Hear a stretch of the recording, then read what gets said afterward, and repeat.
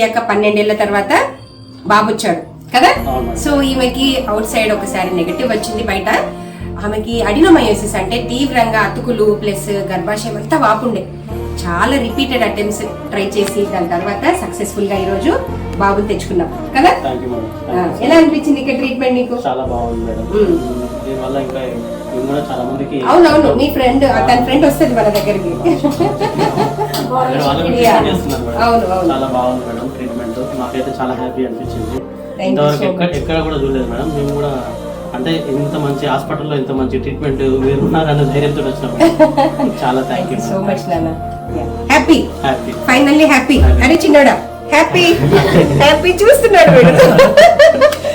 Right చలో.